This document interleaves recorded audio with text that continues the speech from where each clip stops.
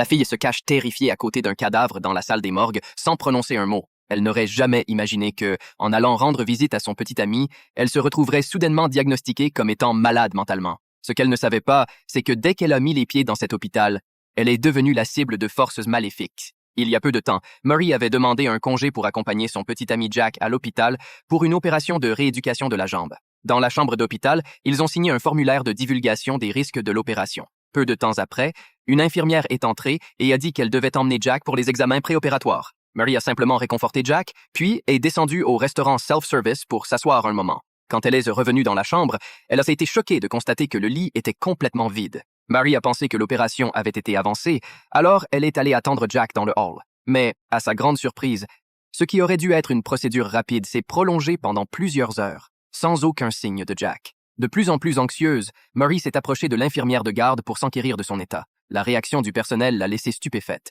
Il n'y avait aucune trace de Jack dans le système de l'hôpital. Pour aggraver les choses, on lui a dit que le chirurgien de Jack ne travaillait même pas ce jour-là. Mary n'en croyait pas ses oreilles, alors elle a mentionné le nom de l'infirmière qui avait emmené Jack plus tôt. Mais le personnel a insisté pour dire qu'il n'y avait pas de telle infirmière dans l'hôpital. Submergée par l'absurdité de la situation, Mary a paniqué et a appelé Jack sur son téléphone, mais peu importe combien de fois elle a essayé, elle ne parvenait pas à le joindre. Ne sachant plus quoi faire, elle a trouvé le responsable de la sécurité de l'hôpital, espérant qu'il pourrait l'aider. Cependant, non seulement il trouvait ses propos absurdes, mais il a aussi commencé à douter de l'état mental de Mary. Furieuse de son attitude, Mary est partie en colère. Déterminée, elle s'est faufilée dans les chambres et a commencé à chercher Jack, une par une. Elle n'avait aucune idée que tout ce qu'elle faisait était observé depuis le début par une force maléfique qui la suivait.